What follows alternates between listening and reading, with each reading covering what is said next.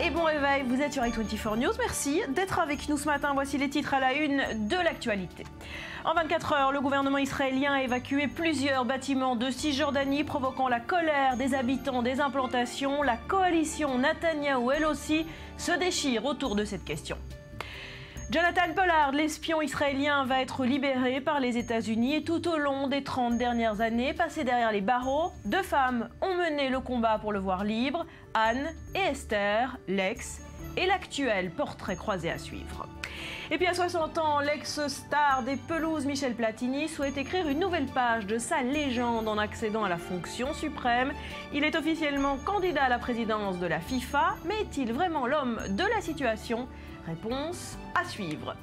Ce scandale également, un dentiste américain se paie la tête du plus célèbre lion du Zimbabwe. Pour le plaisir de chasser, il tue cet animal magnifique orné d'une crinière noire et le débat de la chasse sportive est relancé. Enfin, vous le savez, c'est les vacances et un peu partout dans le monde, le double tarif à libre cours. En d'autres mots, des prix fixés à la tête du client. Nouvelle révélation de cette tarification discriminatoire, cette fois selon l'origine des touristes dans le parc d'Euro Disney.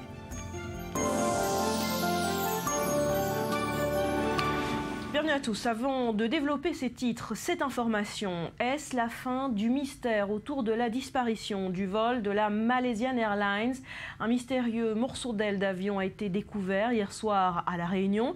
Il s'agit maintenant de déterminer d'où vient ce débris. Le Boeing 777 avait disparu, vous le savez, le 8 mars 2004. Le ministre malaisien des Transports a annoncé avoir envoyé une équipe pour enquêter sur place.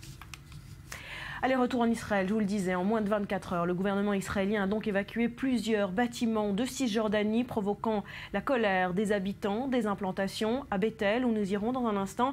Et ce matin, dans la localité de Sanour, en Samarie, une localité évacuée il y a 10 ans, au moment du désengagement de la bande de Gaza. Mais plusieurs familles s'y sont réinstallées symboliquement il y a 2 jours. Alors la majorité des familles ont accepté de quitter les lieux de leur plein gré à l'aube, avant que les soldats se charge de faire quitter les lieux aux quelques réfractaires.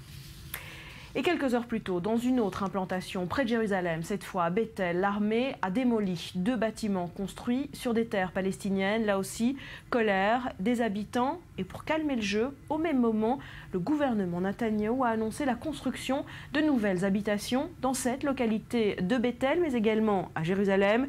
Une façon de se désolidariser de ces décisions de la Haute Cour de justice. Maxime Pérez.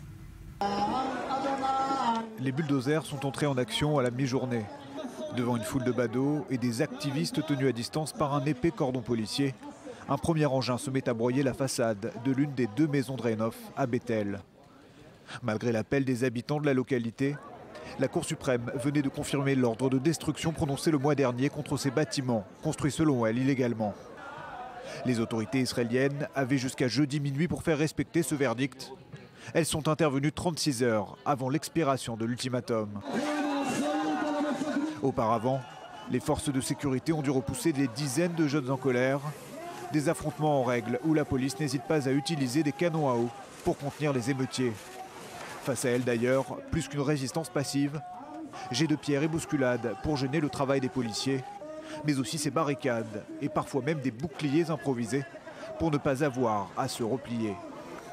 Bilan des heures, une vingtaine d'interpellations qui s'ajoutent aux dizaines d'autres opérées depuis lundi soir. Ces incidents ont littéralement enflammé la classe politique israélienne. À droite, les critiques fusent de toutes parts contre Benjamin Netanyahou et son ministre de la Défense Moshe Ya'alon. Pour éviter que la fronde ne fragilise sa coalition, le chef du gouvernement israélien a immédiatement annoncé la construction de 300 nouveaux logements à Bethel. Sauf que cette fois, c'est l'autorité palestinienne qui monte au créneau. Elle accuse Israël de tout faire pour empêcher la reprise du processus de paix. Et on va tenter de décrypter cette situation avec vous, Myriam Danan, sur le plan politique. Benjamin Netanyahou s'est fait doubler par sa droite dans cette affaire, dans sa propre coalition, dans son parti. Également, on a vu un Naftali Bennett galvaniser les foules sur un toit de Bethel au moment de cette crise. Est-ce que cette annonce de nouvelles constructions, c'est une façon pour Benjamin Netanyahou de leur dire, de leur signifier qui est le vrai patron de la droite?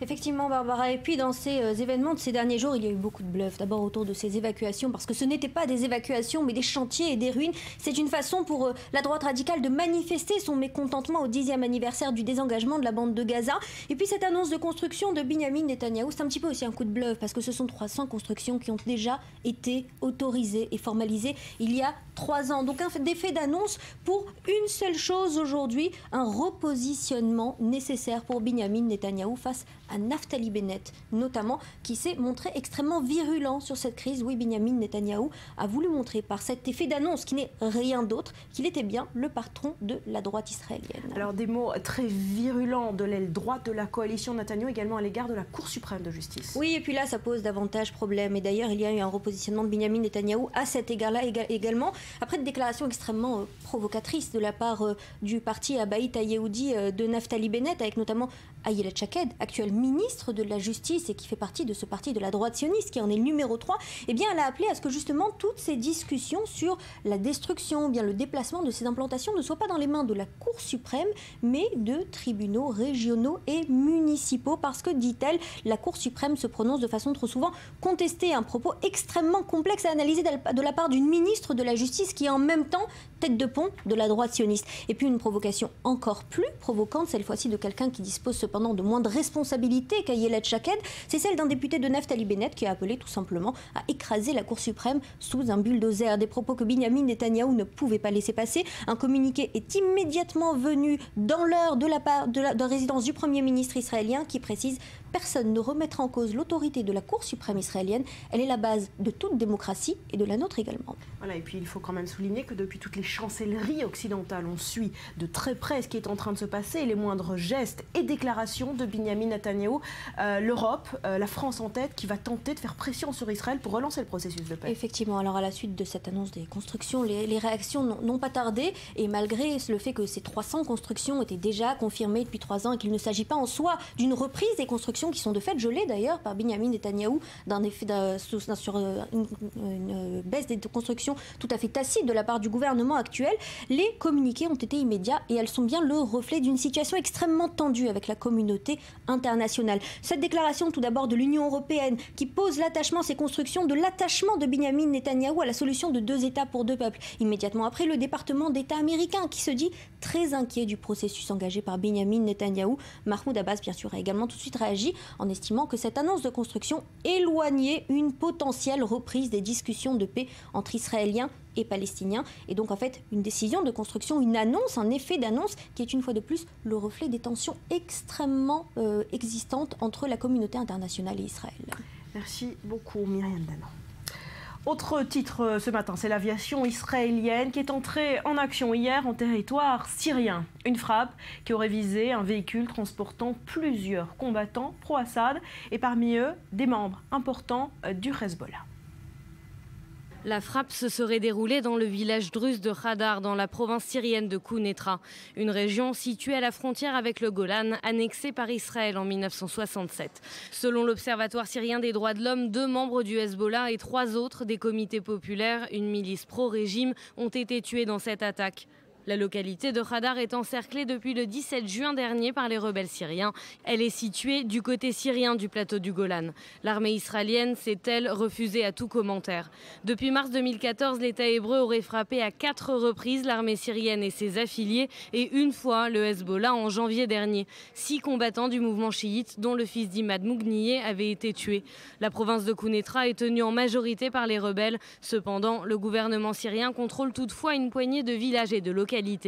Depuis 2013, les responsables israéliens insistent sur le fait qu'ils ne souhaitent pas voir s'installer de base arrière de l'Iran près de la frontière israélienne. En décembre dernier, plusieurs positions avaient été visées près de l'aéroport international de Damas et dans la ville de Dimas près de la frontière libanaise. Les cibles visées auraient été une dizaine de dépôts d'armes placés sous la responsabilité du Hezbollah. La région de Quneitra avait déjà été la cible de raids, notamment en mars 2014.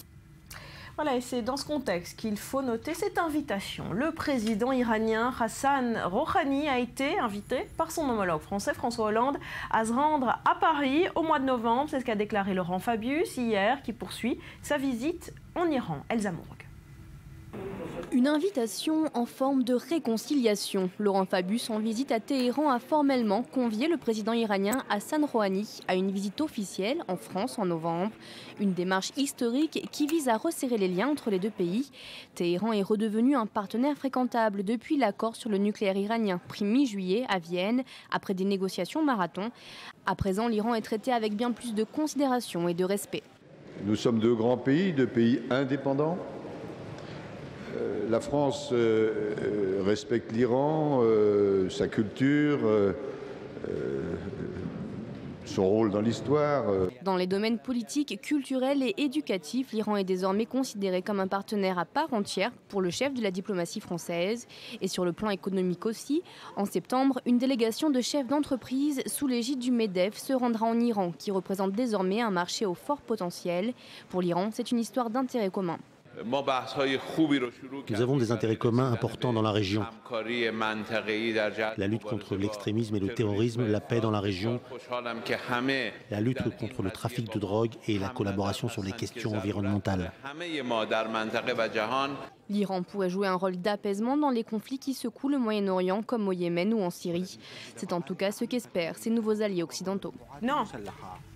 En bref, le mollah Omar est mort des suites d'une maladie il y a 2 ans. L'information a été confirmée par les renseignements afghans. Il était le chef suprême des talibans en fuite depuis fin 2001. Il aurait été enterré dans le sud de l'Afghanistan, sa région d'origine. La Maison-Blanche a dit juger ces informations crédibles.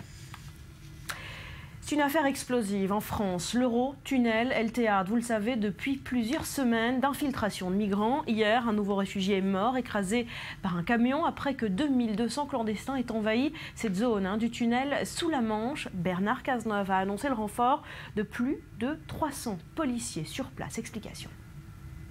Nouveau drame à Calais. Un jeune Soudanais âgé d'une vingtaine d'années est mort en tentant de s'introduire sur le site d'Eurotunnel pour rejoindre le Royaume-Uni. Cette nuit-là, près de 1500 migrants ont essayé d'embarquer sur les navettes Eurotunnel. C'est le 9e migrant à perdre la vie à l'intérieur du site depuis début juin. Son corps a été retrouvé au pied d'une navette, probablement tué par un camion.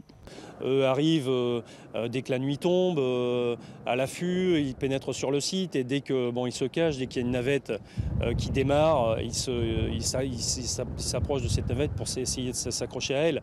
Et malheureusement, voilà, lorsqu'elle prend de la vitesse, on a des drames comme celui de cette nuit. La veille, déjà 2000 migrants avaient tenté l'intrusion. Depuis plusieurs semaines, les tentatives de pénétration de migrants sur le site d'Eurotunnel sont quotidiennes et massives. Plus de 300 policiers sont engagés à plein temps dans la région pour répondre à la problématique des migrants. Face à ces assauts, le ministre de l'Intérieur a annoncé le renfort de 2 unités de force mobile.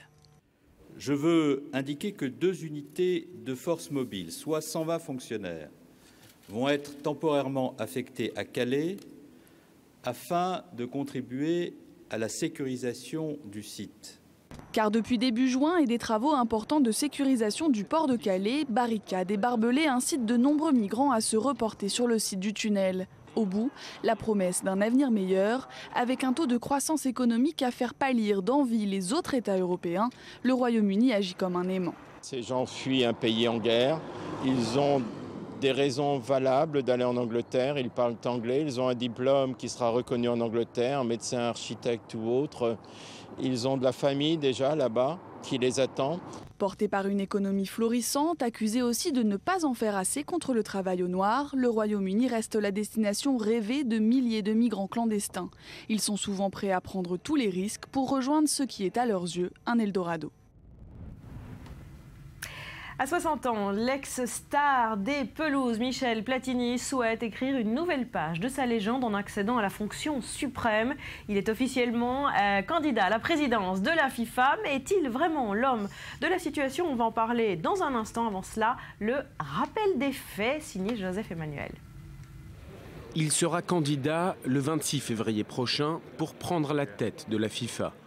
Platini, un nom devenu presque une marque pour les fans de football du monde entier. Il a su conquérir à 2 reprises les dirigeants européens du football. Il lui reste à conquérir les confédérations et les fédérations mondiales pour devenir le nouvel homme fort de la plus puissante instance du football mondial. En cas de succès, L'actuel président de l'UEFA succéderait donc à Sepp Blatter, président démissionnaire en juin dernier. Dès le début du scandale de corruption qui a frappé la FIFA, Platini prenait la tête du mouvement contestatoire anti-Blatter et depuis le début, il ne mâche pas ses mots. Nous avons suivi, comme vous tous, ou grâce à vous, un peu tout ce qui s'est passé ces derniers jours. Et sincèrement, moi qui aime la FIFA, moi qui ai une grande admiration de l'histoire de la FIFA, moi qui suis cela depuis quelques années, je suis dépité. Celui qui était dépité il y a encore quelques semaines se retrouve aujourd'hui à un moment clé de sa carrière déjà longue. Petit-fils d'immigrés italiens, il a été l'un des meilleurs joueurs du monde. Il a été le sélectionneur de l'équipe de France, le coprésident du comité d'organisation de la Coupe du Monde 1998. Il est le président de l'UEFA depuis 2007. Sur le terrain, l'ancien numéro 10 voit le jeu avant les autres. Il élève le coup franc au rang d'art et enveloppe le ballon dans des frappes insaisissables pour offrir à la France quelques-unes de ses plus belles victoires. Aujourd'hui, certains le taclent sur la candidature du Qatar, ou d'autres, comme le prince Ali, critiquent la politique politicienne du football.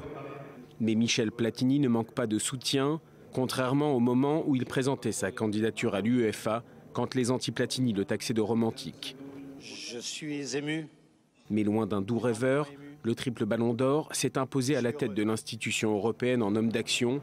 À son compte, l'ouverture de la Ligue des champions aux petites nations ou encore l'instauration d'un fair-play financier pour freiner l'endettement des formations européennes. Autant de mesures qui pourraient être appliquées à l'immense institution FIFA. La tignasse noire s'est aujourd'hui clairsemée, mais l'envie semble toujours la même. Pour beaucoup, celui qui a inscrit 209 buts en équipe nationale ne se lancerait pas dans une finale pour atteindre le titre suprême s'il n'était pas certain de mettre le ballon au fond du filet.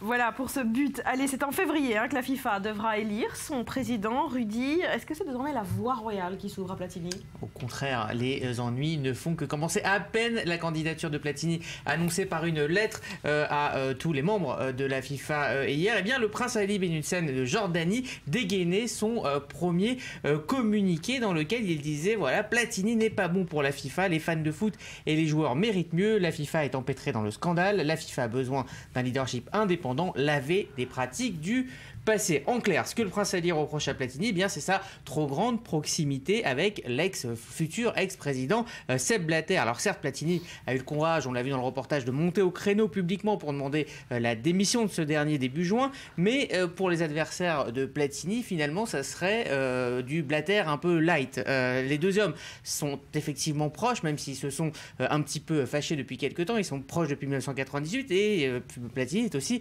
l'un des vice-présidents en exercice de la FIFA dans le comité exécutif depuis 2002. Alors autrement dit, on reproche à Platini de bien connaître cette culture dite de la corruption et d'y avoir quelque part donné sa bénédiction. Autre caillou dans la chaussure de Platini, comme le disait l'équipe hier, eh bien son vote, on l'a vu, en faveur du Qatar pour la Coupe du Monde 2002, un vote très blattérien, loin justement de l'amour du ballon rond et de la pureté du jeu prôné par Platini.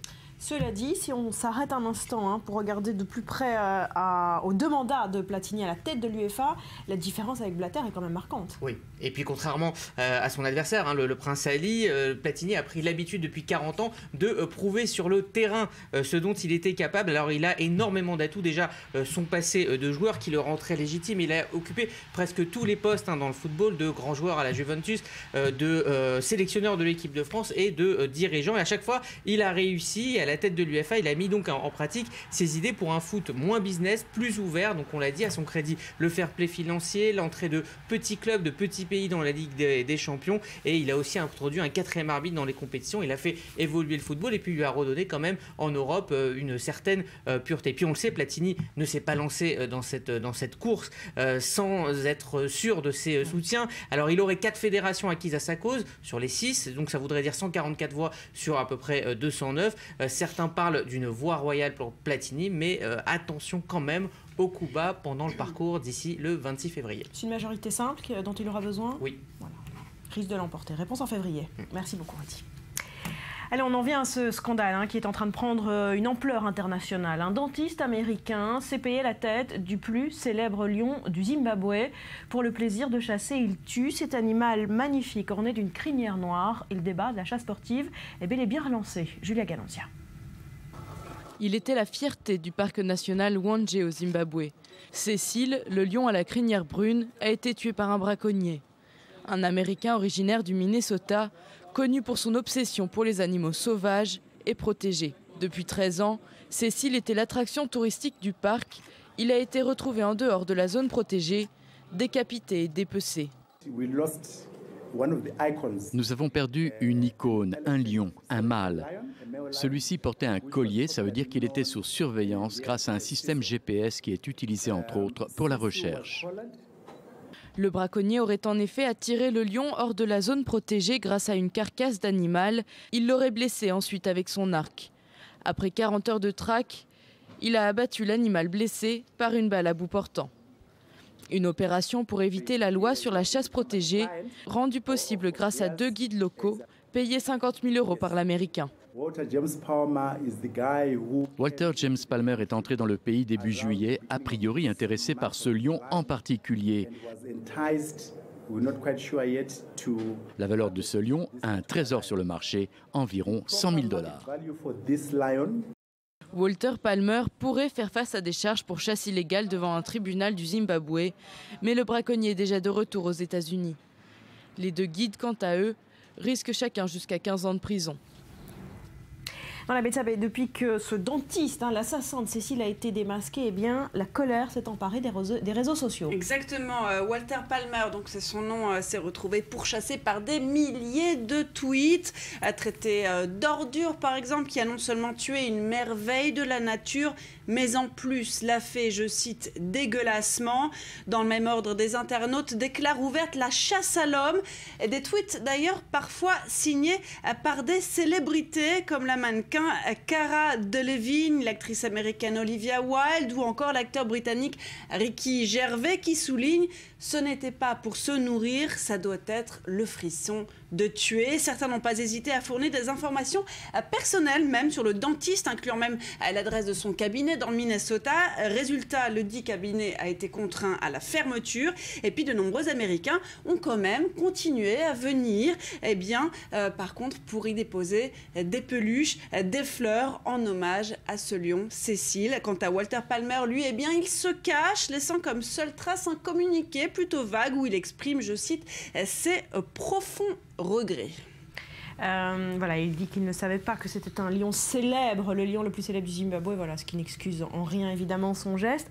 Il faut quand même rappeler que ce n'est pas un cas isolé. Non, effectivement. Alors par exemple, selon les chercheurs de l'université d'Oxford, qui auraient commencé à suivre un groupe d'une soixantaine de lions en 1999, plus de 20 d'entre eux ont été abattus par des chasseurs, pointés du doigt notamment l'Espagne. L'Espagne, en effet, qui est connue pour son goût des trophées de lions. Par exemple, entre 2007 et 2012, 450 têtes de lions ont été importées d'Afrique du Sud.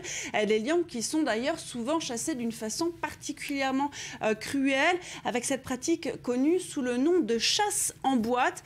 Une chasse au trophée, en fait, qui consiste à garder les animaux dans un enclos pour qu'ils soient tout simplement à disposition des chasseurs. Alors c'est une méthode qui est dénoncée, il faut le savoir, par la majorité des chasseurs justement, qui estiment qu'elle détourne le véritable esprit de la chasse en lui ôtant notamment cet élément fondamental, la possibilité pour l'animal de pouvoir s'échapper. Voilà, on espère que cette affaire fera changer les choses. Merci beaucoup, Betsabé. Et on va finir par ces images. Une découverte surprenante à Vilnius, la capitale lituanienne. Les restes ensevelis de la grande synagogue détruite par les nazis viennent d'être mis à jour. Regardez. Elle refait surface 70 ans après sa destruction. Et c'est un peu l'antique communauté juive de Vilnius en Lituanie qui ressurgit avec sa synagogue retrouvée. Des vestiges sous terre où se dresse aujourd'hui une école. Cette synagogue était la plus grande de Lituanie. On l'appelait le Petit Sanctuaire, en référence au Temple de Jérusalem. Comme la plupart des édifices de la culture juive d'Europe de l'Est, la grande synagogue a été détruite pendant la Shoah. Une équipe commune d'historiens des antiquités d'Israël et de Lituanie vient d'identifier ces restes Un radar conçu spécialement pour la mission a été utilisé pour sonder le sol. Le sol de cette synagogue était à 1 ou 2 mètres sous le sol d'aujourd'hui. Donc quand on fera les recherches, on pourra retrouver plusieurs endroits et objets. Non seulement l'arche de la zone sainte, mais également l'estrade où avaient lieu les offices. Peut-être même qu'on retrouvera les bains rituels qui se trouvaient à l'arrière du bâtiment. Des bains rituels très fréquentés par la communauté juive de Vilnius. Cette ville était alors appelée la Petite Jérusalem. Avant la guerre, près de 40% de sa population était juive. La quasi-totalité sera assassinée par les nazis et leurs sbires lituaniens. La grande synagogue de Vilnius a été construite en 1630. Gravement endommagée par les nazis, le bâtiment et ses annexes seront rasés dans les années 50 par les soviétiques. La légende raconte que le bâtiment était si grandiose et imposant que Napoléon, de passage à Vilnius pendant la campagne de Russie, l'aurait longuement admiré depuis le seuil. L'intérieur était de style Renaissance italienne et donnait une impression de grandeur tout en inspirant respect et crainte. Il fallait descendre quelques marches une fois entré dans le bâtiment. Une loi interdisait aux synagogues d'être plus élevées que les églises.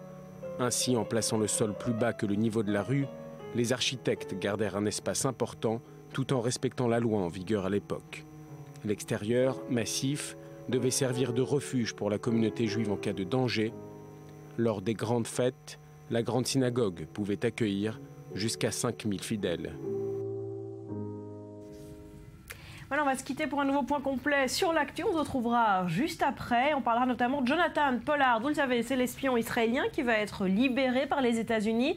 Et tout au long des 30 années qu'il a passé derrière les barreaux, eh bien, 2 femmes ont mené le combat pour le voir libre. Anne et Esther, l'ex et l'actuel. Portrait croisé à suivre après un nouveau journal qui vous est présenté ce matin par Alice de Comarmont.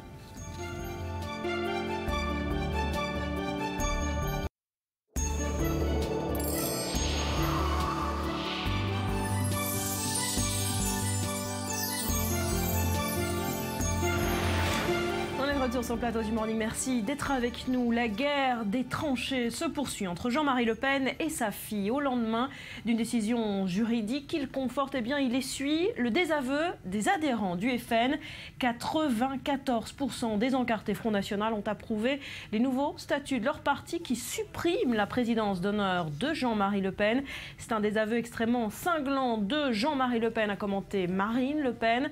S'acharner à se maintenir face à une réalité aussi implacable n'est ni respectable ni raisonnable, a-t-elle encore déclaré. Et cette consultation permet en tout cas d'y voir plus clair sur le socle des 2 camps qui continuent de s'affronter au FN, la V2, la génération Marine, et puis ceux de la vieille garde restés fidèles à Jean-Marie, une génération qui a quasiment disparu. Rudy, à en croire ces résultats. Alors, en tout cas, si on en croit Florian Philippot, Jean-Marie Le Pen est en tout cas tout seul, c'est ce qu'il déclarait en juin dernier dans le Figaro. Il parlait, je cite, de 12 retours de cartes sur 85 000 adhérents statutaires, sans compter les nouvelles cartes qui étaient arrivées. Donc ça, c'est pour le discours officiel du diplômé de Sciences Po qui a affirmé ne jamais avoir voté Jean-Marie Le Pen dans sa vie et pour qui la stratégie de dédiabolisation est la solution pour le FN. C'est lui, on dit qu'il a dynamité le FN, c'est la cible numéro 1 de Jean-Marie Le Pen et de tous ces anciens dont vous parliez. Alors dans les faits, il y a en effet une guerre interne entre ceux qui ne se reconnaissent pas dans la nouvelle ligne du FN et ceux qui veulent incarner cette fameuse deuxième version. Alors le Huffington Post faisait d'ailleurs état des plaintes de la part de plusieurs élus du FN en PACA, là où Marion Maréchal Le Pen sera candidate, par rapport à la composition des listes des régionales. Pour eux, elle ne prend pas assez en compte justement les conseillers régionaux sortants, comprenez les anciens, les historiques du Front National. Signe de cette guerre interne, des élus régionaux ont été suspendus à la suite de critiques envers Florian Philippot, vice-président et donc adversaire de Jean-Marie Le Pen. Alors pour répondre à votre question, si on en croit à un sondage ITD publié en avril, 73% des sympathisants FN sont pour le retrait de la vie politique de Jean-Marie Le Pen. Est-ce que ça veut dire pour autant que les sympathisants désavouent la personne de Jean-Marie Le Pen? Oui, on l'a compris, mais également ses idées. Absolument pas. Ici, on parle vraiment de problèmes de stratégie politique, pas forcément d'idées. Au FN, les idées restent quasiment les mêmes et les grandes thématiques du parti restent les mêmes, comme l'immigration ou le nationalisme. Mais à part sur le thème de la Shoah, où Marine Le Pen, là, a été très claire et a fait une véritable scission, il y a un manque de clarification idéologique quand les nouveaux cadres du FN condamnent les propos de Jean-Marie Le Pen. En fait, ils condamnent généralement la forme, mais désavouent rarement le fond. Et on retrouve ça, en fait, dans les vieilles idées du FN qui sont distillées ça et là, même dans la bouche de ceux qui veulent incarner le nouveau FN, comme Stéphane Ravier qui parlait d'Europe boréale. Europe boréale, c'est un vieux concept de collaborationnisme, et ça, c'est incarné par une jeune pousse du FN, mais les thèmes restent les mêmes. Donc entre les anciens et les nouveaux, il y a clairement des sujets qui fâchent quand même au FN, comme la mémoire de Pétain, l'Algérie française ou l'OAS. Donc cette dualité, elle est justement incarnée par qui? Par Marion Maréchal Le Pen. C'est la surdouée de la famille. Alors effectivement, elle ne veut pas faire rupture avec les idées de son grand-père, mais sur la forme, elle incarne complètement la jeunesse et le renouveau. Elle se sent prise en étau. Donc c'est pas l'évolution idéologique là qui est en cause dans cette crise, c'est bien stratégique, et c'est bien ce qui est en train de se jouer dans ce drame familial. Merci beaucoup Rudy. Bonjour à Stéphane Vanish. Vous êtes spécialiste du Front National, auteur de Marine Le Pen prise au mot. Alors Marine Le Pen va essayer de défendre l'expression des adhérents par voie judiciaire. Elle l'a annoncé. Est-ce qu'elle va réussir à se débarrasser de son père dans ce parricide qui s'annonce plus difficile que prévu? Oui. Bonjour, oui, tout à fait plus difficile parce que la justice s'en mêle. Souvent, la justice se trouve incompétente dans les affaires de partis politiques. Là, ce n'est pas le cas, et du coup, on est dans une situation paradoxale. C'est-à-dire qu'il y a, je dirais, une logique juridique qui est en faveur de Jean-Marie Le Pen, puis une logique politique interne au Front National qui est là, visiblement, largement en faveur de Marine Le Pen. Alors, un mot de ces régionales qui s'annoncent galvanisées par ses succès judiciaires et déçues par l'intransigeance, on l'a dit, de sa petite fille Marion Maréchal Le Pen. Eh bien, Jean-Marie Le Pen laisse pour l'heure planer le doute sur une éventuelle candidature dissidente en PACA. Que nous apprend l'histoire sur les chances de survie d'un parti d'extrême droite hors des rangs du FN? Alors là, on est dans une situation compliquée parce que quand vous avez un Bruno Maigret qui sort du Front National, comme la logique est charismatique, il avait très peu de chances d'y parvenir.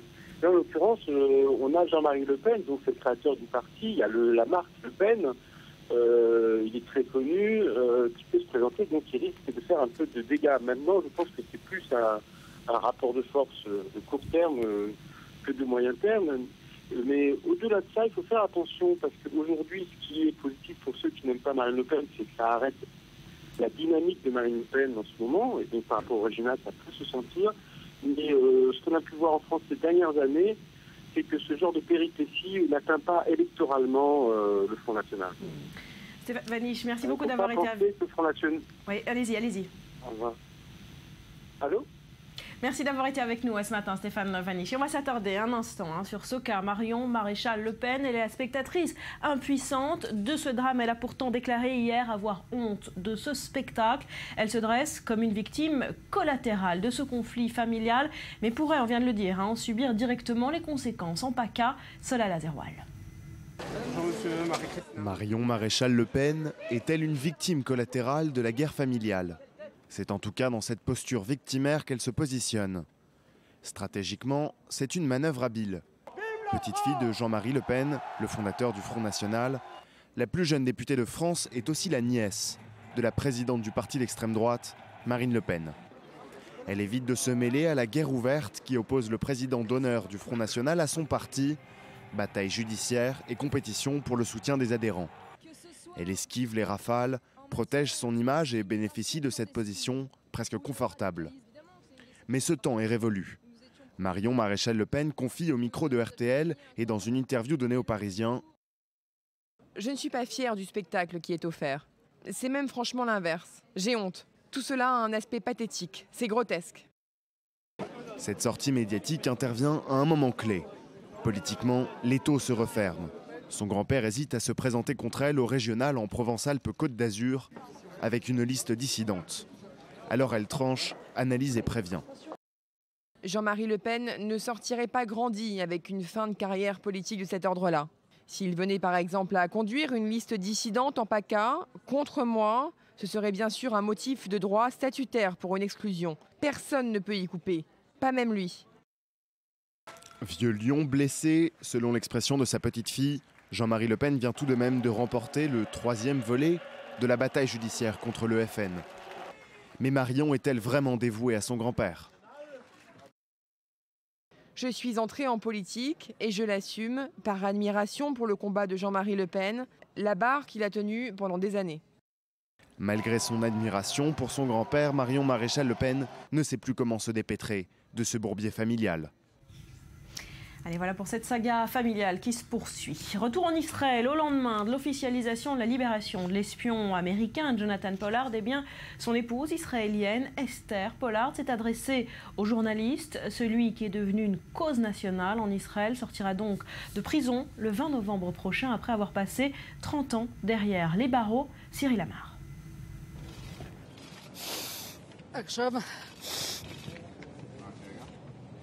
Immense soupir de soulagement pour Esther Pollard.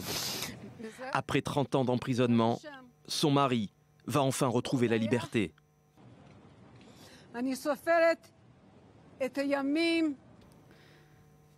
Je compte les jours, les heures, les minutes et les secondes avant de pouvoir prendre Jonathan dans mes bras. Avant que l'on puisse enfin refermer ce passé cruel et nous reconstruire notre vie. Novembre 85, Jonathan Pollard vient d'être arrêté par les agents du FBI alors qu'il tentait de trouver refuge à l'ambassade d'Israël de Washington. 2 ans plus tard, le verdict est sans appel. Ce sera la prison à vie pour espionnage au profit d'Israël. En 15 années, ce juif texan, ancien analyste de la marine, aura fourni à l'État hébreu des milliers de documents classifiés relatifs à l'URSS, aux pays arabes ou encore au Pakistan. Pris en flagrant délit, Israël adopte alors un profil bas. Son officier traitant refuse même d'aborder ce qu'il estime être un secret défense. Il faudra attendre 13 ans avant que Jérusalem ne reconnaisse officiellement avoir utilisé les services de ce juif américain. Dans les années qui suivent son arrestation, il n'y a guère que la droite radicale et religieuse israélienne pour exiger sa libération. Car entre-temps, Jonathan Pollard s'est rapproché de la religion et a épousé en secondes noces Esther Zeitz, une juive orthodoxe. Mais dès 1998, les Israéliens se montrent moins frileux. En pleine signature des accords israélo-palestiniens de White Plantation, le jeune Premier ministre Netanyahou menace de faire capoter l'accord si Pollard n'est pas gracié. Bill Clinton y songe un instant avant de refuser sous les menaces de démission de son chef de la CIA.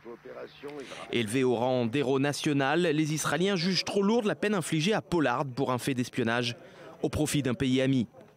Tel un serpent de mer, le dossier est sans cesse remis sur la table par les dirigeants israéliens. En 2010, Netanyahou propose la libération de Pollard en échange d'un gel de la construction en Cisjordanie.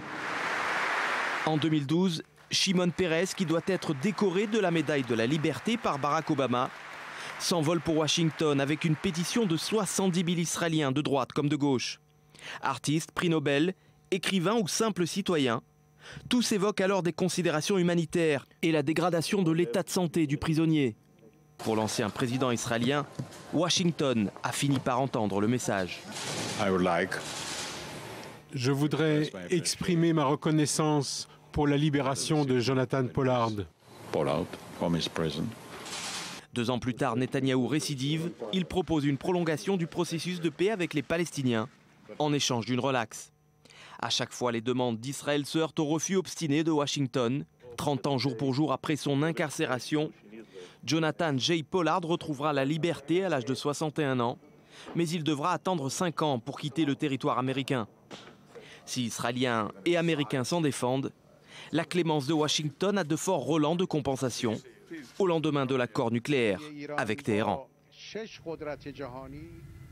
Et tout au long des 30 dernières années, 2 femmes ont mené le combat pour voir libre Jonathan Pollard, Anne et Esther, qu'on a entendu dans le sujet, l'ex et l'actuel. Maurice, vous nous brossez le portrait de ces deux femmes. On débarque par Anne Henderson Pollard. Elle était la première femme, la femme aimée, et elle va devenir l'épouse abandonnée. Effectivement, Barbara, elle a 20 ans quand elle rencontre Jonathan. Ils se marient en août 85, après 5 ans de vie commune. Leur lune de miel est romantique. 3 mois à Venise. 1 mois plus tard, en novembre, de retour aux États-Unis, elle est arrêtée avec son époux, condamné à 5 ans de prison pour complicité d'espionnage. Elle effectue 40 mois dans des conditions épouvantables. Anne affirme avoir été lâchée par Israël alors qu'avec Jonathan, il tentait de trouver refuge dans l'ambassade d'Israël à Washington. Mais écoutez sa réponse quand on lui demande si Pollard souhaite s'installer en Israël après sa libération. Regardez. S'il est libéré en novembre, Jonathan demandera à venir en Israël? Oui, à 100%. Autrement, rien ne ferait sens pour lui. Il resterait là-bas et demanderait pourquoi ai-je détruit toute ma vie passée en prison pour vivre ailleurs que dans ma patrie, en Israël. Cela a été notre projet depuis le début. Qui sait, je souhaite seulement le voir en liberté, maintenant. Je pense que s'ils le libèrent, ils le mettront directement dans un avion et l'enverront ici, direction Ben Gurion. Qui sait, je ne sais pas. Je veux juste le voir libre. Je ne peux plus supporter de le voir passer toute sa vie en prison. C'est un crime, un tel crime. Apparemment, Barbara, cette femme est encore amoureuse. Sortie de prison et dans un état de santé difficile, elle n'en reste pas moins déterminée à aider son mari à s'en sortir. Mais apparemment, Jonathan a une conception différente des choses. Son épouse libérée et hospitalisée, il lui fait parvenir un dossier de divorce. Selon Anne, de mauvaise langue l'aurait convaincu qu'il aurait plus de chances de s'en sortir sans elle. Alors, les dernières années sont tragiques. Déprimée et malade, elle s'installe une première fois en Israël, mais retourne aux États-Unis après quelques années. En 2010, elle alerte les autorités israéliennes sur son état physique, de santé déficient, sur sa détresse économique et sociale.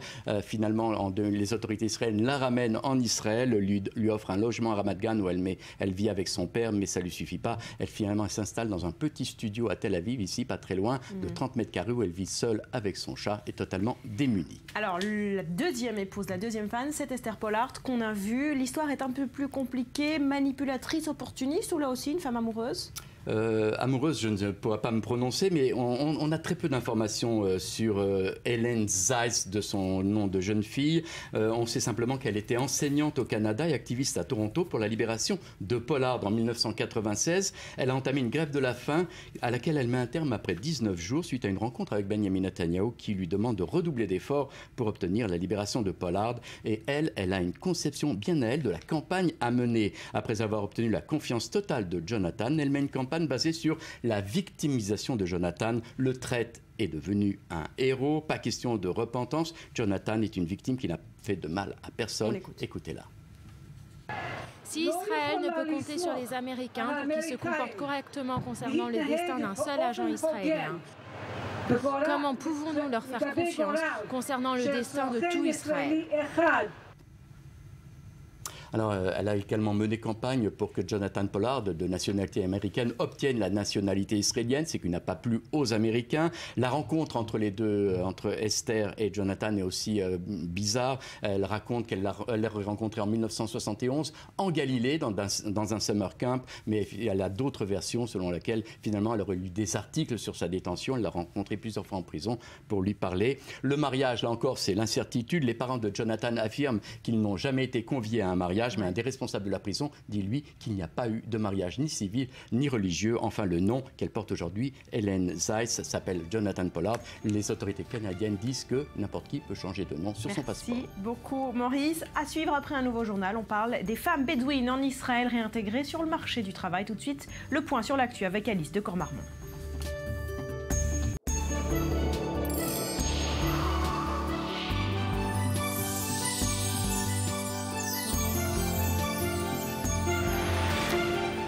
Sur le plateau du Morning, merci d'être avec nous, bienvenue. Si vous nous rejoignez, on parle à présent de cette initiative étonnante menée par une ONG, réunir dans un camp thérapeutique en région parisienne des enfants ayant été touchés par le terrorisme un peu partout dans le monde, que ce soit en Russie, en Amérique latine ou encore au Moyen-Orient. Reportage Mathias Inbar. Se déployer et voler de ses propres ailes. Voilà l'objectif du projet Papillon. Dans le rôle de l'organisateur, l'Association française des victimes du terrorisme. Dans celle des participants, des jeunes âgés de 15 à 23 ans. Un séjour d'une semaine en banlieue parisienne où se mêlent discussion, réflexion et surtout partage. Lorsque des jeunes, des enfants, des adolescents, des jeunes adultes sont impactés par le terrorisme, s'il n'y a pas des dispositifs pour les aider à se déployer, ils se sentent évidemment abandonnés, légitimement. Puisque je crois vraiment qu'il est important de répéter qu'aucune cause politique, aucune cause idéologique, aucune vision du monde ne justifie d'accomplir un acte terroriste. Des jeunes Algériens, Marocains, Israéliens, Français, Colombiens et Libanais, tous essayent de mettre des mots sur leurs sentiments post-traumatiques à travers des ateliers de théâtre, de chansons, de dessins. Sur celui-ci, il est écrit par un Algérien en arabe « Dans mon pays, il n'y a plus de rêve », mais aussi en hébreu, où pour cette Israélienne, l'homme n'a pas de frontières. Ici pour une seule chose, c'est faire comprendre que les Israéliens sont en difficulté. Mais dès le premier groupe de parole, je me suis dit mince, mon histoire, j'ai cru que mon histoire était banale au départ, comparée à leurs histoires. Et après, grâce au groupe de parole, j'ai appris que même une histoire banale avait une importance quelconque. Exprimer ses peurs, ses sentiments par la parole, mais aussi par l'art. C'est l'objectif que s'est fixé cet artiste thérapeute. Si on marque un message de paix, la personne qui va au travail et qui passe tous les jours devant ce mur, ben ça peut peut-être l'apaiser, ça peut peut-être lui dire bah tiens, j'aime passer ici parce que le dessin, les couleurs sont agréables et tout et tout. Oui, j'aimerais bien un jour aller à Tel Aviv, au Liban, en Algérie, peindre avec eux, bien sûr. Ça serait génial. Je suis hashtag. Mais la réalité est parfois plus complexe que la volonté de ces jeunes. Ce fameux roi hashtag est libanais. Pour des raisons de sécurité, nous avons dû masquer son visage. Certains resteront donc invisibles. Pour d'autres, Soslan et Walid, ce sont les mots qui manquent. L'un est russe, il a été retenu en otage pendant 3 jours dans l'école de Beslan en 2004. L'autre est algérien, sa mère a été assassinée lors d'un attentat suicide en 1996. Et pourtant, une amitié sans frontières est née où le terrorisme lui-même n'a plus de frontières. D'Europe au Maghreb en passant par le Proche-Orient. Les gestes remplacent les mots. Pour eux, c'est tous des jeunes qui ont vécu le même drame. Et d'ailleurs, ils sont très contents parce qu'ils disent, là, on a l'impression que l'autre nous comprend. Malgré sa culture, malgré la difficulté de la langue, on arrive à communiquer.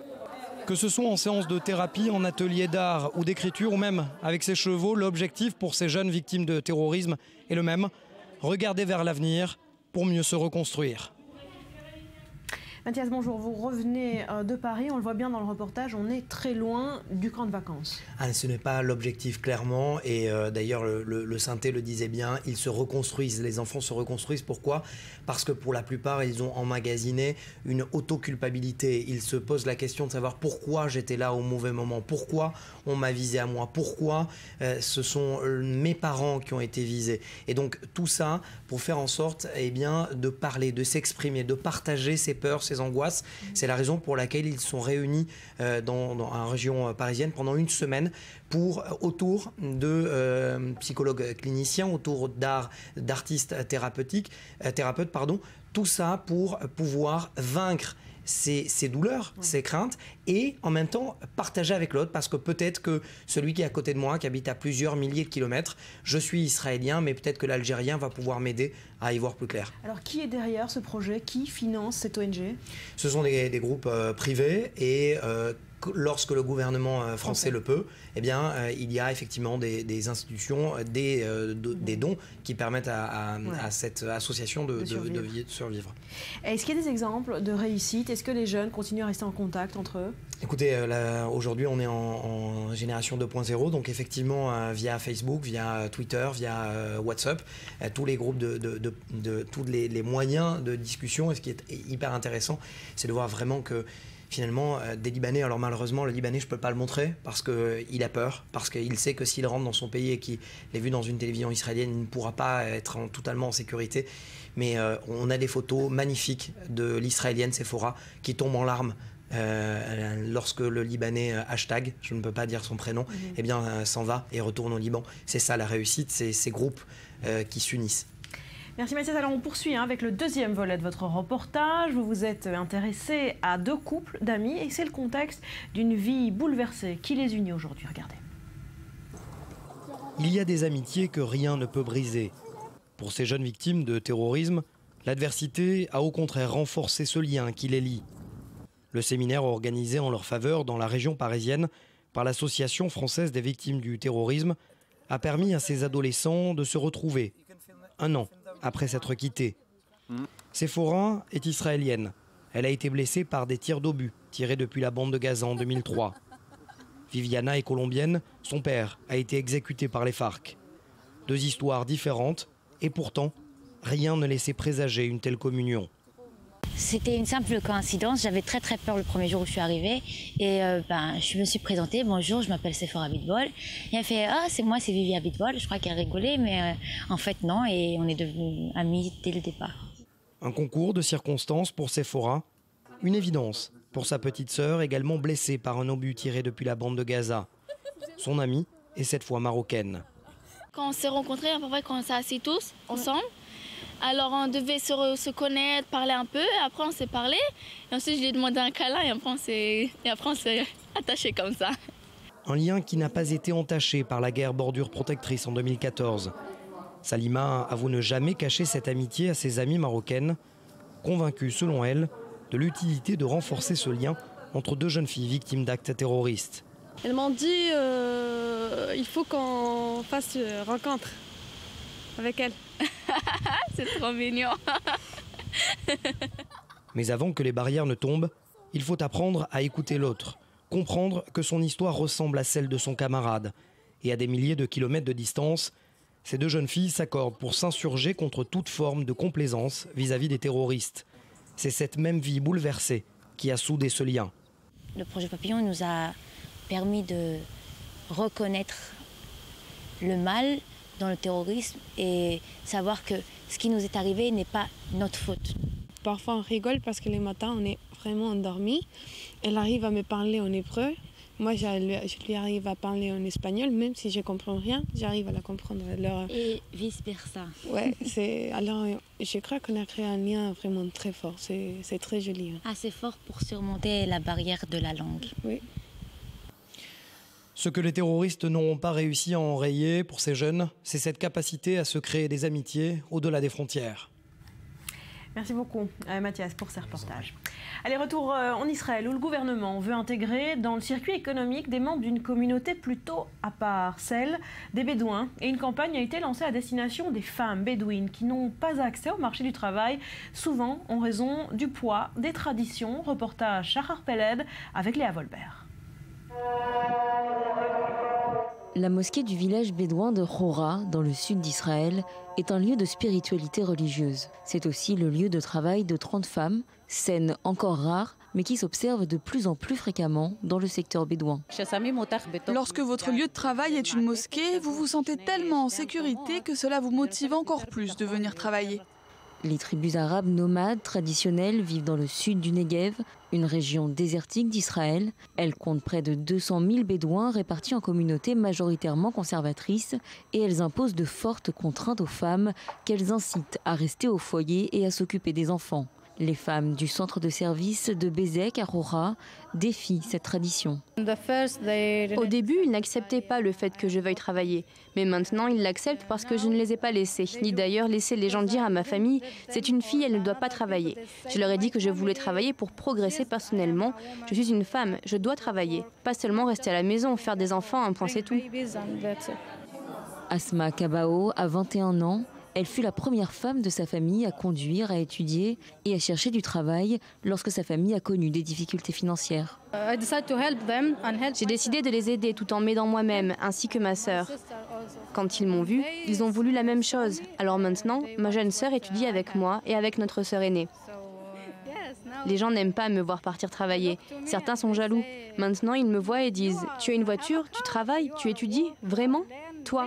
Oui, moi. Et pourquoi pas ? » Graduellement intéressées par une meilleure qualité de vie et une meilleure éducation pour leurs enfants, les communautés bédouines commencent à admettre lentement mais sûrement que le progrès est parfois supérieur à la tradition. Mais que se passe-t-il lorsque les femmes sont promues à de plus hauts rangs, devenant directrices ou inspectrices ? C'est une situation nouvelle qui n'a rien de banal. Dans mon village, je suis la seule femme ayant accédé à un poste directorial. Avec le temps, les gens l'ont accepté. Nous sommes une société en constante évolution. Ayant constaté la faible proportion de femmes arabes dans le monde du travail, le ministère israélien de l'économie s'est fixé des objectifs et crée désormais des programmes de soutien. 80% des clients de Sela Ibrahim sont bédouins. Souvent, Sela est obligé d'employer la population locale. Mais quand les 186 employés bédouines sont venus travailler pour la première fois, Saleh s'est heurté à des difficultés qu'il ne connaissait pas. Le samedi est notre jour d'affluence. Soudain, 8 caissières ne se présentent pas à leur service. L'une dit que son mari ne lui a pas permis d'aller travailler ce jour-là. Une autre prétend que la voiture de son père est tombée en panne. Elles ne sont toujours pas autonomes et manquent d'assiduité. Mais la roue tourne et des femmes comme Asma, Yasmine et Myriam, en abattant les obstacles, ouvrent la voie à la confiance en soi, à l'égalité au sein de la famille et à l'indépendance. Voilà, mais ces exemples restent encore rares, car Maurice, les femmes bédouines font l'objet d'un double handicap finalement, statut de minorité bédouine en Israël et puis statut de femme dans la société bédouine. Exactement, Barbara, mais il faut d'abord savoir que la société bédouine est une société patriarcale. Les hommes ont la tâche de protéger les propriétés et des contacts avec la société extérieure. Les femmes, elles, sont affectées aux travaux des champs. Alors, le processus de sédentarisation mené en Israël a profondément modifié cette structure familiale. En abandonnant l'agriculture, les responsabilités productives sont passées chez les hommes. Les femmes ont perdu leur pouvoir et sont cantonnées à la maison et aux tâches familiales. Résultat, on estime à peu près à 12% seulement le nombre de femmes bédouines ayant une activité professionnelle extérieure. Voilà, et au statut de femme s'ajoute donc le statut de minorité au sein de la société israélienne, ce qui pose problème également. Effectivement, la société bédouine en Israël se sent un peu discriminée. Les infrastructures scolaires en milieu bédouin sont pauvres et le niveau d'éducation est donc insuffisant. Peu d'entreprises sont installées dans les localités bédouines, donc elles ont un manque d'expérience professionnelle et il y a une pauvreté des infrastructures sociales dans les localités. Par exemple, les jardins d'enfants, les transports et la santé sont vraiment sous-équipés, ces localités. Alors, contrairement aux idées reçues, le nombre d'enfants dans la famille et le statut socio-économique de la famille, le niveau d'intégration de la société ne sont pas des freins à l'intégration professionnelle. Ces facteurs s'appliquent aux femmes comme aux hommes, mais les femmes bédouines, nous l'avons dit, doivent faire face à un autre problème plus conséquent, la tradition qui veut que les bédouines ne travaillent pas en dehors du foyer. Et là, vous avez vu que le pari est énorme. Alors justement, est-ce que cette sortie vers le marché du travail et vers la société israélienne est bien acceptée par les hommes bédouins ?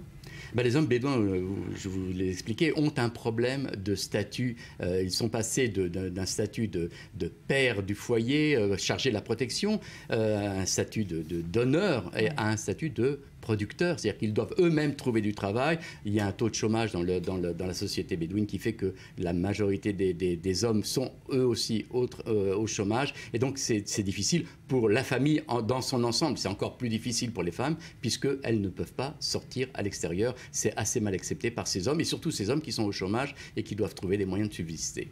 Voilà pour ce secteur de la société israélienne. Merci beaucoup Maurice.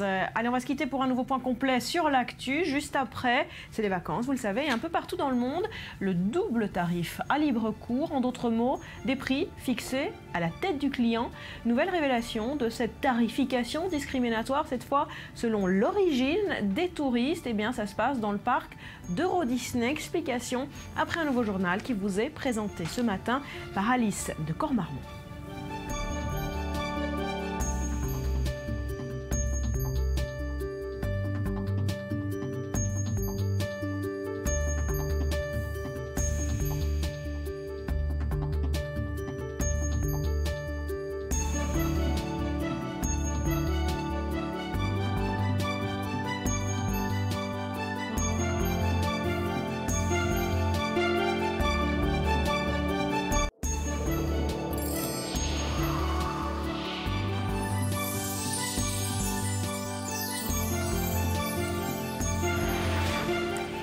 retour sur le plateau du Morning. Cette question à présent. Disneyland Paris a-t-il établi des prix différents en fonction de la nationalité des touristes? Les Allemands et les Britanniques seraient en première ligne de ces tarifications discriminatoires. Betsabé, vous nous en dites un petit peu plus. Alors, il semble qu'un sérieux doute plane, effectivement pas vraiment compatible avec la législation européenne. Qui plus est, d'ailleurs, la Commission européenne a annoncé mardi qu'elle enquêtait sur la question. Et après petite enquête, le quotidien britannique Financial Times affirme déjà, regardez, qu'un visiteur français débourse 1 346 € pour un pack premium, tandis qu'un Anglais est facturé pour la même chose, donc 1 870 € et un Allemand 2 447 €. Effectivement. C'est quoi un pack premium? C'est en fait une formule chez Disneyland Paris. C'est un pack de week-end. Plusieurs jours parce que c'est quand même cher. Exactement. Alors quasiment 2 fois le prix payé par le français pour l'allemand quand même, ce qui peut faire grincer les dents. Alors réponse de l'accusé, Disneyland Paris assure que les prix standards sont les mêmes pour tous, avec un bémol quand même. Les remises et les offres ne sont pas forcément les mêmes, soulignait récemment le porte-parole de Disney. Quoi qu'il en soit, Bruxelles devrait contacter la France bientôt à propos de ce dossier. Plutôt gênant. Enquête en cours. Alors, si arnaque il faut quand même préciser que ce ne serait pas la seule finalement à Paris. Hein. Non, c'est pas la seule. Alors, arnaque type, vous avez omniprésent aux abords de la Tour Eiffel, mais aussi près du Louvre. Hein, ces groupes entiers de jeunes qui vous accostent et font de grands gestes, papier crayon en main. Ils sont soi-disant tous sourds et muets et font donc appel à votre grand cœur, vous demandant chaleureusement de signer une pétition pour une association, bien sûr, tout en donnant une certaine somme d'argent. À la fin, vous avez encore les vendeurs de bracelets à Montmartre. Impossible de les rater. Au pied du Sacré-Cœur, ils sont répartis entre les guetteurs et les vendeurs, plusieurs dizaines d'ambulants qui harcèlent les touristes pour leur fourguer donc des bracelets. Et en 30 secondes à peine, on vous parle, on vous attache ce bracelet à la main, dont c'est impossible de se détacher, au moyen bien sûr de quelques euros une fois que vous êtes accroché. Puis alors vous avez le coup de la bague en or aussi, un classique. Un passant ramasse, oh mon ciel, mon Dieu, une bague par terre, il vous l'offre même, moyennant quelques euros. Et bien sûr, la bague n'est pas en or. Une des arnaques dont sont victimes les pauvres touristes à Paris. Alors, ça, c'est quelques euros. Hein. C'est de la petite délinquance. C'est pas très, très, très grave. En revanche, l'arnaque aux vacanciers, ça peut aller très loin et ça peut coûter très cher. Exactement. À Paris, comme en province, hein, d'ailleurs. Alors, il y a les locations fictives, de plus en plus fréquentes à cause de l'essor d'Internet. Les fraudeurs utilisent des sites d'annonces, parfois connus comme Airbnb, comme leboncoin.fr pour bénéficier donc de l'apparence du sérieux du site. Voilà une annonce de Airbnb et puis ils insèrent leur location fictive. Ne relâchez pas l'attention à la rentrée. Les arnaques apparemment les plus sophistiquées concernent les locations hors vacances. Alors des réseaux repèrent des logements vides, changent les serrures et se le mettent en location à l'issue du véritable propriétaire. Si le propriétaire, le contrat de location à force juridique, si vous êtes propriétaire donc, il ne sera pas facile de vous débarrasser du locataire puisqu'en fait lui il a un contrat. Voilà le genre de logement dont vous pouvez hériter avec une arnaque sur internet. Il faut faire attention. Signer un contrat, c'est important, c'est un des conseils. On reste vigilant, que ce soit pendant les vacances ou à la rentrée. Merci. Exactement, à Paris et en province. Allez, un mot de sport également ce matin. La magie du basket NBA opère partout et pas seulement en Amérique du Nord. Plusieurs joueurs vedettes de la Ligue américaine sont venus en Israël pour y rencontrer des jeunes basketteurs en herbe. Reportage signé Maël Benoliel. Ils ont des étoiles plein les yeux. Une centaine de jeunes basketteurs de Tel Aviv sont en train de réaliser leurs rêves. S'entraîner aux côtés de stars de la NBA. C'est comme un rêve de rencontrer des joueurs NBA et s'entraîner avec eux, c'est encore mieux. C'est un grand plaisir et c'est l'expérience d'une vie. C'est génial de voir ces stars de la NBA. Je suis super fan d'eux. Qu'ils s'appellent DeMarcus Cousins, Chandler Parsons, Iman Shumpert, Caron Butler, Tyreek Evans ou Alan Anderson, qu'ils jouent pour les Sacramento Kings, les Dallas Mavericks, les Cleveland Cavaliers, les Milwaukee Bucks, les New Orleans Pelicans ou les Washington Wizards, ils ont tous répondu à l'appel de l'association d'Omri Caspi, premier joueur israélien à évoluer dans la meilleure ligue de basket au monde. Une association qui a pour but d'améliorer l'image d'Israël dans le monde et de combattre les campagnes de boycott menées par le mouvement pro-palestinien BDS. Je voulais juste venir en Israël avec mes meilleurs amis, qu'ils voient d'où je viens, qu'ils connaissent mon pays. Parce que bien souvent, ils voient Israël à la télé sous un mauvais jour, comme sur CNN en temps de guerre ou d'autres chaînes. Je leur ai dit, venez passer du bon temps avec moi, vous verrez Israël avec vos propres yeux. On va bien s'amuser, vous apprécierez l'expérience. Donc je pense que maintenant, ils seront de bons ambassadeurs de notre pays et c'est le plus important. Réaliser le rêve de ses enfants n'est donc pas le seul objectif de ces joueurs de basket. Des joueurs qui, pour la plupart, n'avaient jamais mis les pieds en Israël. Connaître Omri et pouvoir jouer avec lui en NBA, c'est déjà super. Mais être ici, voir d'où il vient, partager sa culture et manger toute cette délicieuse nourriture, et voir aussi toute l'histoire de ce pays, c'était très impressionnant. C'est un voyage que je n'oublierai jamais. Ça a été fantastique, voir de ses yeux plutôt que d'en entendre parler. J'ai pris plein de photos pour ma famille et mes amis. Il y a beaucoup de choses à voir et je suis chanceux de les avoir vues. Après 7 jours de découverte en Israël, il est temps de rentrer aux États-Unis pour ses champions. En ligne de mire, la saison NBA 2015-2016 qui commencera au mois d'octobre prochain. Non! Ah non. Oui, il a raté le panier, Maëlle, le pauvre.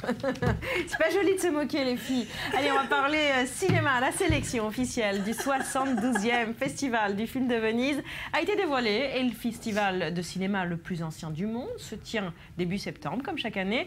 On va y retrouver 21 longs métrages. Laetitia, quels sont les films qui vont se battre pour le Lion d'Or? Alors, déjà, il faut dire que cette édition de la Mostra de Venise, dans cette édition, on retrouvera des films surprenants, inattendus et dérangeant, selon le directeur artistique du festival qui s'appelle Alberto Barbera, un panorama complet de la réalité du cinéma contemporain avec une présence italienne très forte cette année, comme à Cannes d'ailleurs. 4 films italiens ont été retenus, parmi eux un remake de La Piscine par Luca Guadagnino ou encore La Tessa de Piero Messina, qui est un film qui décrit l'attente en Sicile d'un jeune garçon par 2 femmes, les comédiennes françaises Juliette Binoche et Lou Delahage.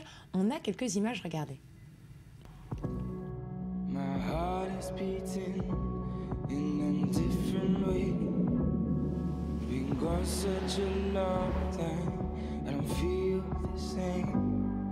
My heart is beating in a different way. Been gone such a long time.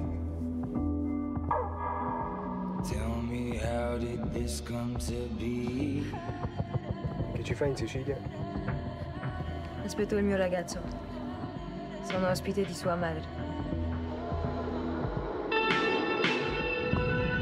My heart is beating in a different way. Been gone such a long time, I don't feel the same. My heart is beating in a different way. Been gone such a long time. Alors voilà, pour ce film italien avec des Françaises à l'affiche, l'un des 4 des films français en compétition. Bien sûr, 2 films français dans cette sélection, à commencer par le film de Xavier Giannoli, Marguerite, dans lequel Catherine Fro interprète le rôle titre, celui d'une femme richissime du Paris de la Belle Époque, organisatrice de récitals de bienfaisance très courus, où elle joue les divas avec une voix épouvantablement fausse, un peu comme vous, Barbara. Cette ou plutôt comme vous savez. Cette castafiore inspirée du personnage réel de l'américaine Florence Foster Jenkins entraîne le spectateur dans une aventure fascinante, pleine de panache et de vertige. Et là aussi, on a des images. Et après, je vous chante une chanson. Oui. Allez, on y va. Et maintenant, le moment que nous attendons tous. La baronne Marguerite Dumont.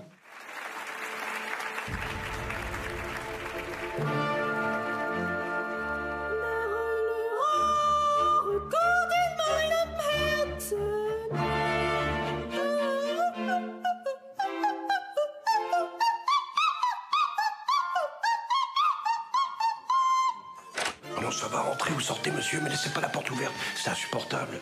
Elle a toujours chanté comme ça? Ah non, elle a beaucoup progressé. La pauvre. Ma chanson, Non Après, je vais réfléchir. L'autre film en lice, ça va être L'Hermine de Christian Vincent avec Fabrice Lucchini. Voilà pour les 2 films français en compétition. C'est l'actualité et l'histoire qui constituent les thèmes phares de cette 72e édition. Et de ce fait, on va retrouver l'Israélien Amos Gitaï, qui est un habitué de Venise, et qui sera en compétition avec Rabin The Last Day, qui est sur un film sur le dernier jour du Premier ministre Yitzhak Rabin, qui s'est fait assassiner ce 4 novembre 1995 lors d'une manifestation en faveur de la paix avec les Palestiniens. Pendant ce festival, on retrouvera évidemment de nombreuses stars américaines qui sont attendues sur le Lido, comme Johnny Depp, qui sera hors compétition avec Black Mass de Scott Cooper, ainsi que presque tout le casting du film d'ouverture hors compétition Everest de l'Islandais Balthazar Kormákur, c'est-à-dire Josh Brolin, Robin Wright, Keira Knightley ou encore Jake Gyllenhaal, super les prononciations ce matin, présidé par le Mexicain Alfonso Cuarón, qui a réalisé notamment Gravity et qui est le président donc, de ce jury, qui sera composé de l'écrivain et scénariste français Emmanuel Carrère, l'actrice allemande Diane Kruger ou encore le réalisateur taïwanais Wu Xiaoxian. Allez, voilà pour la Mostra, ça démarre le 2 septembre. Merci Laetitia. On termine en musique avec le concert des Monstres Sacrés de la Bossa Nova à Tel Aviv. Le concert s'est tenu cette semaine malgré les pressions incessantes du BDS appelant Gilberto Gil et Caetano Veloso à se dessiner. Shimon Peres and the musicians Gilberto Gil and Caetano Veloso. 27 juillet 2015, 15h, les chanteurs Gilberto Gil, Caetano Veloso et l'ancien président d'Israël Shimon Peres donnent une conférence de presse. Demain, avec Caetano, nous allons chanter, vous apporter le Brésil, apporter au monde l'une des meilleures choses que nous pouvons apporter au monde.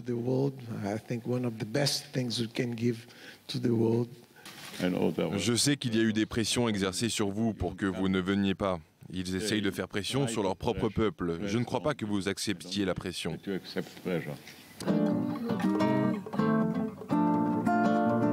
Gilberto Gil et Caetano Veloso, 2 superstars de la musique brésilienne. Ces monuments, amis depuis plus de 50 ans, ont décidé de remonter ensemble sur scène et de sillonner les routes du monde entier. L'une des dates annoncées, Tel Aviv, le 28 juillet.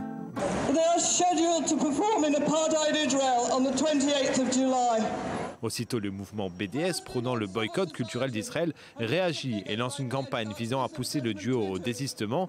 Une pétition est publiée sur Internet. Des manifestations dans quelques capitales du monde sont organisées.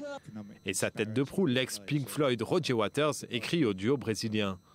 Dans l'une de tes chansons, Gil, tu mentionnes l'archevêque Desmond Tutu. Je ne parle pas portugais, mais je suppose que vous avez tous les deux applaudi la force de l'archevêque qui a débouché sur la fin du racisme et de l'apartheid en Afrique du Sud. Nous, musiciens, avons mené la révolte à l'époque en soutenant Nelson Mandela et l'ANC et le peuple sud-africain opprimé et tous les emprisonnés et les tués. Nous faisons face à la même occasion à présent. L'analogie à l'apartheid sud-africain, une rhétorique souvent utilisée, et bien souvent ça marche. Sauf que le tandem lusophone non seulement refuse, mais réplique. Gilberto Gil, qui s'est déjà produit sur les scènes israéliennes à plusieurs reprises, a rapidement répliqué qu'il n'annulerait pas le concert. Caetano Veloso, lui, s'est fendu d'une lettre ouverte publiée dans le quotidien national O Globo. En ce qui me concerne, je voudrais voir en la Palestine et en Israël 2 États souverains. Et je pense qu'Israël devrait écouter les réactions venues de l'étranger. Les Nations Unies, de nombreux gouvernements et des artistes comme vous montrent qu'Israël risque d'être de plus en plus isolé en continuant cette politique réactionnaire. Parfois je pense qu'il est contre-productif d'isoler Israël. Enfin, si vous voulez parvenir à la paix. J'ai de nombreux doutes sur ce sujet complexe. Pour Nelson Budd, journaliste brésilien indépendant, le raisonnement médiatique de cet appel au boycott serait symptomatique d'une frange minoritaire de la société brésilienne, située à gauche de l'échiquier politique.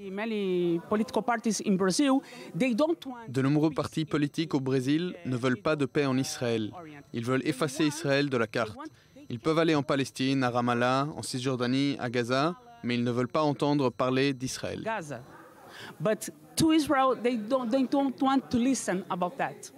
Ce débat, étalé sur la place publique, ne s'est pas arrêté à la réponse de Caetano Veloso. Roger Waters répond à sa réponse point par point et il tente de démonter l'argumentaire du Brésilien. Mais en vain, les deux musiciens sont bel et bien à rire sainte. Le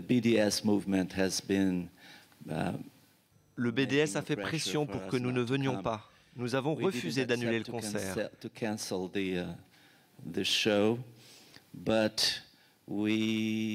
Mais nous, enfin au moins moi, je pense que même les gens du BDS ont leurs arguments.